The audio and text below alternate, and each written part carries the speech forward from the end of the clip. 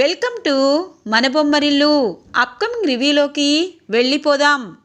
వీరు రుద్రపై కోపంతో రగిలిపోతూ ఇషికాతో చెప్తూ ఉంటారు, చూడు ఇషిక, నువ్వు బాధపడాల్సిన అవసరం లేదు. ఖచ్చితంగా ఈ ఇంట్లో బాను చనిపోయి 1 ఇయర్ కావస్తుంది. మరో పెద్ద చావు, పెద్ద దిక్కు ఈ ఇంట్లో కోల్పోబోతున్నారు అనగానే, బ్రో ఎవరిని చెబుతావు అని అంటుంది. ఇంకెవరు, విజయేంద్ర ప్రసాద్ని చంపబోతున్నాను. ఆ నింద మరోసారి రుద్రపై వేస్తాను. అలాగే ప్రమీల బాను చనిపోయినా సూపర్ మార్కెట్కి వెళ్తుంది.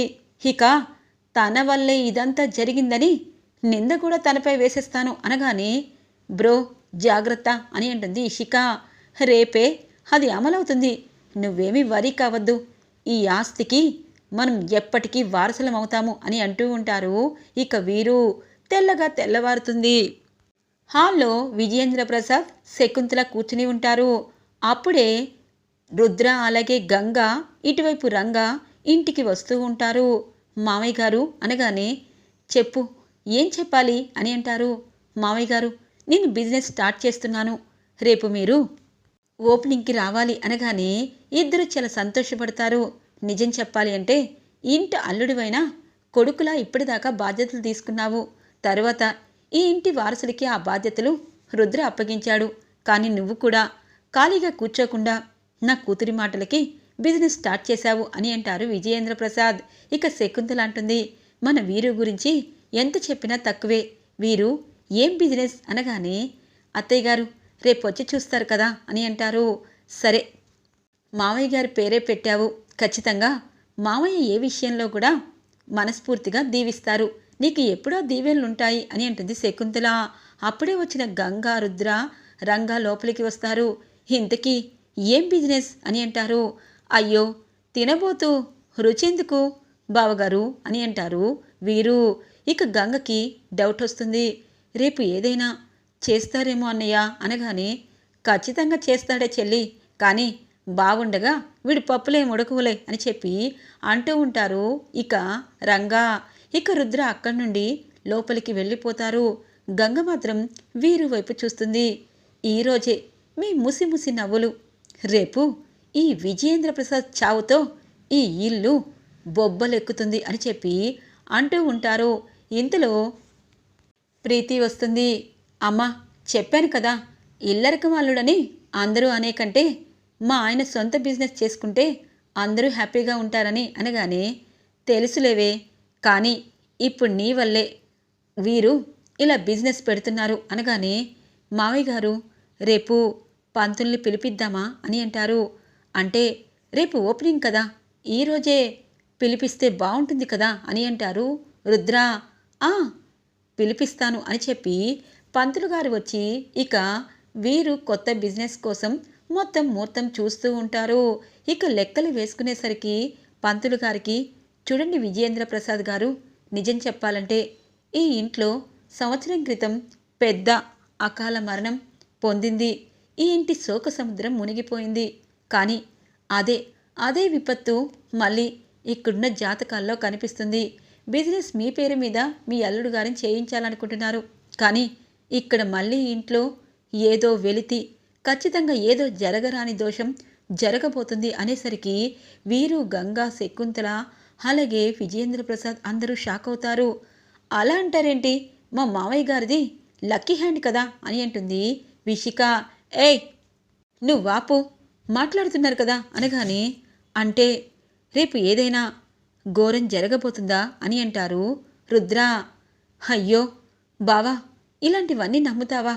ఇల్లరికి మల్లుడని ఇప్పటికే ప్రీతి నన్ను చిన్న చూపు చూడాలని అనుకుంటుంది. కానీ ఇప్పుడు బిజినెస్ విషయంలో, మావయ్య గారి విషయంలో పంతులు గారు ఏదో చెప్పారని మనం దానికి పరిహారం అడగాలి, కానీ ముహూర్తం అనేది ఆపకూడదు కదా అనగానే, ఇక పంతులు గారు అంటారు, చూడండమ్మా, నేను ముహూర్తం పెడతాను, కానీ మీరు జాగ్రత్తగా ఆ ముహూర్త బలం చూసుకొని ఎవరిని నియమించాలో చూసుకోండి అని చెప్పి ముహూర్తం పెట్టి పంతులు గారు వెళ్ళిపోతారు. ఇక గంగ టెన్షన్ పడుతూ ఉంటే ఇటువైపు రంగా అలాగే రుద్ర వస్తారు. గంగ, నువ్వేమి టెన్షన్ పడకు, ఎందుకంటే పంతులు గారు ముహూర్తం అలాగే ఇంట్లో వాళ్ళకి ఏదో జరుగుతుందని చెప్పినా వీరు ఖచ్చితంగా రేపే తన బిజినెస్ ఓపెన్ చేస్తాను అంటున్నారు. అలాంటప్పుడు ఏదో చెయ్యాలని తను అనుకుంటున్నాడు. అలా అనుకున్నప్పుడు ఆ అవకాశం మనమెందుకు ఇవ్వాలి అని అంటారు. అవును సార్, కానీ ఎవరికి ఏ అపవాదు తెస్తాడో తెలియదు కదా అని అంటుంది గంగా. సెల్లే, నేనున్నాను కదా, ఆ వీరుణ్ణి ఒక కంట కనిపెడతాను అనగానే నేను విషికని కనిపెడతాను అని అంటుంది. సరే, మీరు వాళ్ళని గమనించండి, రేపు ఓపెన్ కాబట్టి అన్నీ నేను దగ్గరుండి చేస్తున్నట్టు అసలు నిజాలు బయటపెట్టినట్టు చేస్తాను అని అంటారు ఇక రుద్ర. ఇది ఇలా ఉండగా శకుంతల మాత్రం టెన్షన్ పడుతూ బాధపడుతూ ఉంటుంది. ఏమైంది శకుంతల అనగానే, ఏంటో ఆ పంతులు గారు అలా చెప్పారు, కానీ వీరు కొత్త బిజినెస్ కదా, ఇప్పటికే తను ఖాళీగా ఉంటున్నానని బాధపడుతున్నాడు. ఇక ఇంట్లో సంవత్సరం క్రితం జరిగినదే మళ్ళీ గడియలు వస్తాయంటే నాకు భయంగా ఉంది అనగానే, చూడు శకుంతల, ఏది జరిగింది జరగంది జరగబోయేది మనకు తెలీదు. వాళ్ళు చెప్పారు కాబట్టి మనకి ఉపసంహారం అనేది పంతులు గారు చెప్తారు. కానీ చావు వచ్చింది అంటే అది ఎవరు చెప్పినా అవదు. ఎప్పుడు ఎవరు ఎలా చనిపోవాలి అన్నది ఆ దేవుడు నుదుటిపై రాస్తాడు. నువ్వేమీ కంగారు పడద్దు అని అంటారు. మీరు ఇలాగే బాగానే చెప్తారు. బాను చనిపోయాక ఈ ఇల్లు ఇల్లులా ఉందా అనగానే, అందుకే కదా రుద్ర ఇంకొకసారి ముహూర్తం పెట్టమంటే మీ ప్రియమైన వీరు అల్లుడు కాదు అన్నాడు అనగానే, అవుననుకోండి, ప్రీతి మనలా కాదు కదా, అదిగో ఇక్కడ తన వెనకాల అందరి వెనకాల కుట్రలు జరుగుతున్నది వీరుకి ప్రీతికి తెలీదు. వాళ్ళ కాళ్ళ మీద వాళ్ళు బ్రతకాలనుకుంటున్నారు అనగానే, ఓ అలా అర్థమైందా, నీకు ఏం అర్థమైనా నాకేమీ అభ్యంతరం లేదు. కానీ రేపు మనం వెళ్తున్నాము. మనం ఎప్పుడైనా విధికి ఎదురెగితేనే కదా ఏంటో తెలిసేది అని అంటారు విజయేంద్ర ప్రసాద్. ఇక తెల్లవారగానే ఒక పెద్ద షాపింగ్ మాల్ దగ్గరికి తీసుకుని వస్తారు వీరు.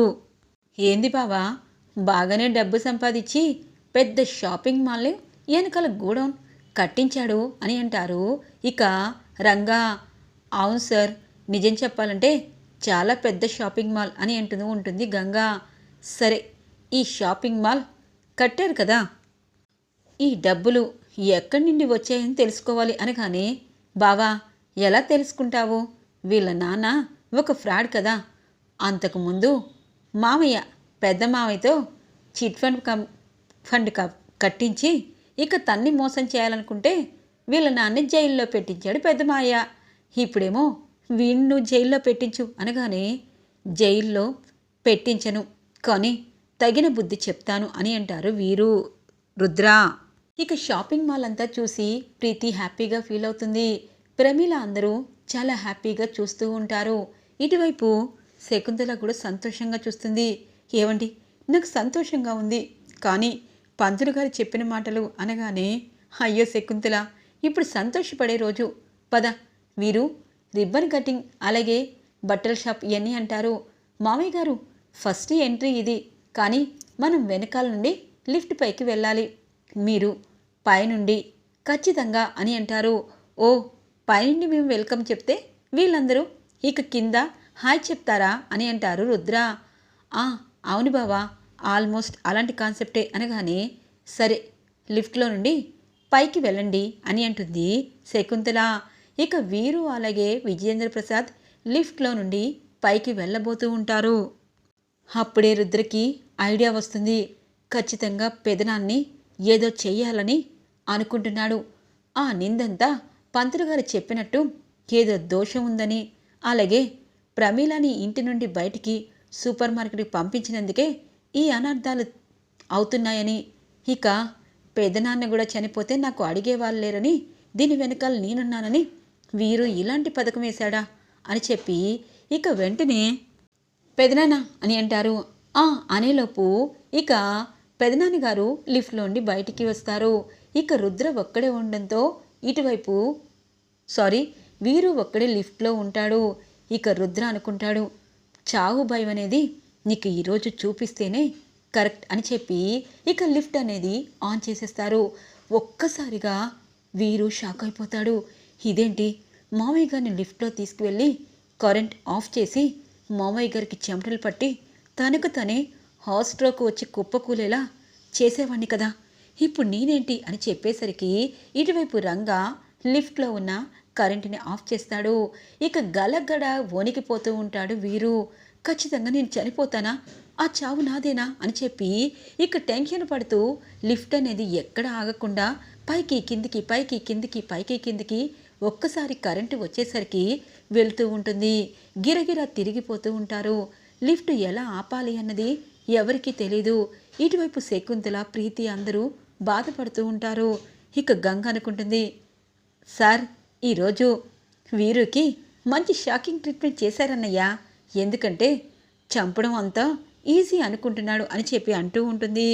ఇక ప్రీతి, అన్నయ్య ఆయన అనగానే, అమ్మ లిఫ్ట్ తను ఆగినప్పుడే ఆగుతుంది, ఎలక్ట్రీషియన్ వస్తున్నారు అని చెప్పి అంటూ ఉంటారు. ఇటువైపు శకుంతల అనుకున్నట్టే ఈరోజు ముహూర్తం బాగోలేదు అని చెప్పి అంటూ ఉంటుంది. ఇంతలో వీరు ఒక అరగంట ప్రాణ భయాన్ని లిఫ్ట్లో కలిగించి లిఫ్ట్ని దడేలమని ఆఫ్ చేస్తాడు.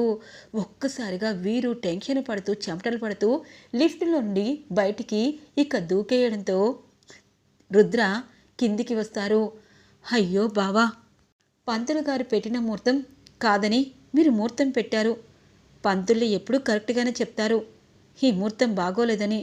అసలే పెద్దమ్మ బాను చనిపోయాడని బాధపడుతుంది, నువ్వు కూడా చస్తే ఇంకా బాధపడుతుంది, అందుకే అనగానే, బావా ఇలా జరిగింది అనగానే, నాకు తెలీదు నువ్వు పడిపోయేదాకా అని చెప్పి అంటూ ఉంటారు. ఇక వీరికి అర్థమవుతుంది, చూడు రుద్ర, నేను వేసిన ప్లాన్ని ముందే పసిగట్టి నన్నే చావు అంచెల దాకా తీసుకువెళ్తావా, చెప్తాను. ఇక నుండి ఈ వీరు అంటే ఏంటి అన్నది నీకు చూపిస్తాను అనేలోపు శకుంతల, ప్రీతి అలాగే విజయేంద్ర ప్రసాద్ ఇక సూర్య అందరూ వచ్చి ఇక రుద్రకి అంటారు, చూడండి పంతులు గారు చెప్పింది ఎప్పుడూ తప్పు కాదు, అందుకే ముహూర్తం అనేది ఇంకొకసారి పెట్టించుకుంటే బాగుంటుంది అని చెప్పి తను పెట్టిన బిజినెస్ని ఓపెన్ చేసిన రోజే క్లోజ్ చేసి ఇంటికి బయలుదేరుతారు. ఇక వీరు కోపంతో ఊగిపోతూ ఉంటారు. ఇషిక అనుకుంటుంది, బ్రో నువ్వేసిన ప్లాను నీకే పడినట్టు అనిపించడం లేదు. చాలా రోజుల నుండి రుద్రబావ నిన్నొక ఆట ఆడుకుంటున్నాడు, అలాగే నువ్వేసిన ప్లాను నీకే రివర్స్ అయింది అని అంటుంది.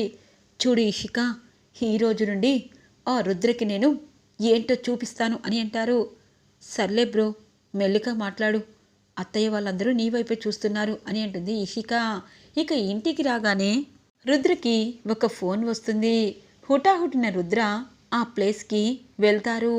అక్కడ ఒక ఆవిడ 50 సంవత్సరాలు ఉంటాయి. తను రుద్రని చూడగానే ఒక్కసారిగా అలాగే ఉండిపోతుంది. ఎవరమ్మా మీరు, నేను మీకు అనగానే, చూడు బాబు నువ్వెవరో నాకు తెలుసు అని అంటుంది. ఇంతకీ మీరెవరు అని అంటారు. నేను ఎవరో కాదు, మీ అత్తయ్యని నేను అనగానే, ఇంతలో ఇటువైపు గంగ వాళ్ళ అమ్మా నాన్న తన వెనకాలే ఉంటారు. అమ్మ మేము చేసిన తప్పుని సరిదిద్దుకోవాలనుకుంటున్నాము అని అంటారు. నా విషయంలో మీరేం తప్పు చేశారు? ఇప్పటిదాకా నా భర్త నన్ను ప్రేమించి పెళ్లి చేసుకున్నాడు, కానీ నాకు పిల్లలు పుట్టిన ఆ పాప తప్పిపోవడంతో ఇక మరోసారి పిల్లలు లేక ఆ ఇంట్లోనే పని మనిషిని అయ్యాను. అటు పుట్టింటి వాళ్ళకి దగ్గర కాలేను, ఇటు అత్తింటి వారికి పిల్లలు ఉన్నా గొడ్రాలైపోయాను. కానీ నా భర్త మరో పెళ్లి చేసుకుని నన్ను ఆ ఇంటి పని మనిషినే చేశాడు. కానీ మీరెందుకు ఫోన్ చేశారో తెలీదు. ఈ అబ్బాయి నా మేనల్లుడు అంటున్నారు అనగానే ఇక గంగ అంటుంది, చూడు బాబు నిజం చెప్పాలంటే గంగ మీ ఇంటి అమ్మాయే. గంగమ్మ జాతరలో గంగ మాకు దొరికింది, కానీ ఇదిగో ఈ అమ్మ వీళ్ళ ఆయన ఇద్దరూ గంగ కోసం చాలా వెతుకుతున్నారు.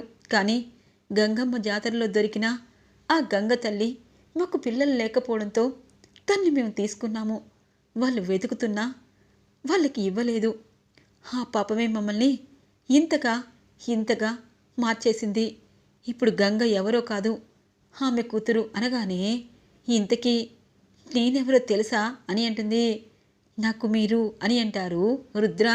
నేను మేనత్తని అనగానే ఇక గంగ తనకి మేనత్త కూతురని తెలుసుకొని ఒక్కసారిగా షాకులో ఉండిపోతారు రుద్ర. ఈరోజు రివ్యూ ఇలా ఇంట్రెస్టింగ్గా ఎండ్ అవుతుంది ఫ్రెండ్స్. రాబోయే రివ్యూ కోసం మా ఛానల్ని సబ్స్క్రైబ్ చేసుకోండి. Thanks for watching friends.